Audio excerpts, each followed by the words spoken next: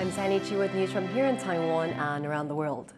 A major part of the National Day is the parade, which takes place through Taipei. Joyce Tsai was at the presidential office to see how the annual show has evolved over time.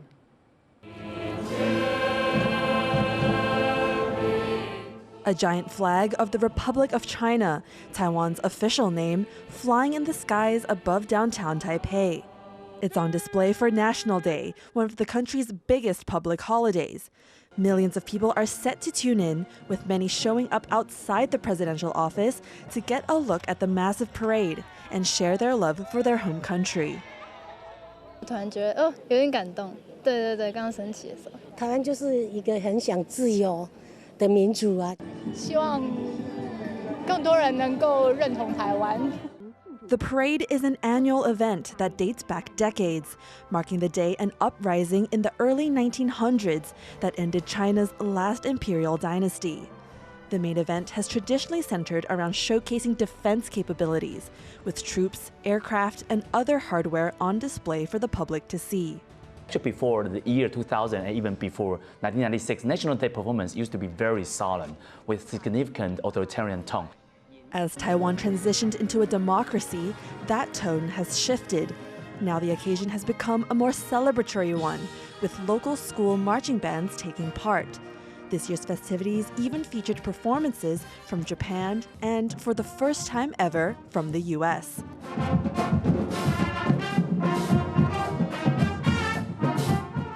But the military elements have never really left, especially given Taiwan's tense relationship with China, which claims the country as its own and has threatened to take it by force. As such, the parade has evolved to also serve as a signal to Beijing. Behind me is the Army's Special Forces Command's combat troop. Now they're some of the nation's strongest soldiers and would be one of the first called up to defend the country. By showing up at one of the most watched televised shows in the country, the military is trying to assure the public that they have what it takes to protect its borders. And with international media outlets here, that message is also being sent overseas. It's a chance to show friendly nations like the US that the island nation is taking its defense seriously. But some analysts say that a parade might not be the best platform to do this. You know, a lot of the ones that make for flashy kind of pictures, right? Tanks, aircraft, big missiles, actually are the ones that the U.S. are not interested in Taiwan, kind of displaying. They really want Taiwan to go more asymmetric. Stuff that doesn't really look good on a newspaper photo. To become fully asymmetric and have less reliance on conventional weapons, analysts say the country still has some way to go. But as far as the parade goes in bolstering public confidence, at least for those here at the presidential office, it's all about fostering good spirits and strong faith in their home nation. Alex Chen and Joyce Tsai for TaiwanPlus. President Tsai has called for closer security ties between Taiwan and Australia. Here's what she said. 台湾也会和澳洲以及其他理念相近的民主国家持续加强国防安全合作，共同维护区域的自由及繁荣。 Tsai was speaking with Australia's former Prime Minister Scott Morrison, who is making his first ever trip to Taiwan. Morrison said Australia supports a resilient Taiwan, along with efforts to prevent violence or aggression in the region. Morrison is in the country for a two-day international forum organized by Taiwan's Foreign Ministry. Power has finally been fully restored to Taiwan's Orchid Island, a week after Typhoon Koinu. Equipment and mechanics were sent from Taiwan proper to help with repairs. Over half of the island's 2,000 households were damaged in the storm. Taitung County government, which oversees the island, has offered residents $150 each in emergency funds. But local officials say total losses from the typhoon could top $3 million. Police in Peru have rescued 44 victims of a suspected Taiwanese-led human trafficking ring. Officials say the victims, 43 from Malaysia and 1 from Taiwan, were lured to the Peruvian capital Lima with fake online job offers. Once there, they say they were forced to pose as police and make blackmail calls to companies in Malaysia and Taiwan demanding money. Police raided their location after 2 women escaped the gang and raised the alarm. 6 people from Taiwan and 2 Peruvians have been arrested.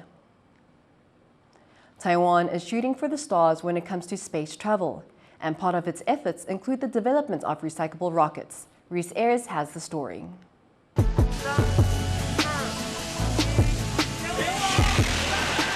Cries of joy and relief at the Advanced Rocket Research Center as Taiwan's domestically made space rocket sails 3,000 meters into the sky. These are scenes from a launch in July 2022, with the successful test of the country's newest autonomous rocket. I believe that this rocket is the first rocket in Taiwan which has its own thrust vector control and its own throttle control, which enables it to control its altitude and its flight path to achieve our mission goal. Over a year on, researchers are ready for the next phase of their project, which will combine two sections of the hybrid rocket. The next launch, planned for later this year, hopes to make significant gains on the previous test.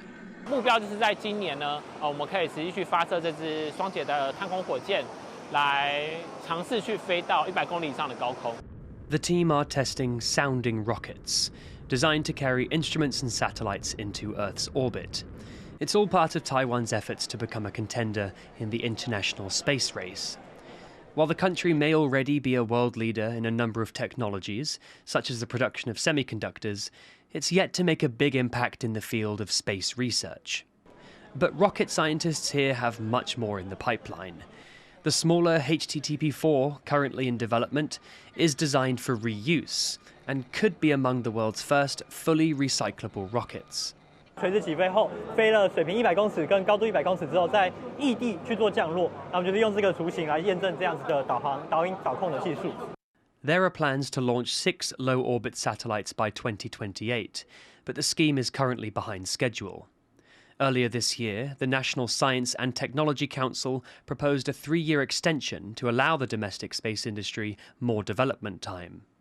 Taiwan has a long way to go if it's to compete with other countries in space, but these scientists are doing their part to get Taiwanese hopes off the ground and its satellites into the skies. Andy Xue and Reese Ayres for TaiwanPlus. Taiwan's first domestically made weather satellite has successfully connected with home base. Triton made contact with the ground station in Hsinchu in northern Taiwan on Monday evening.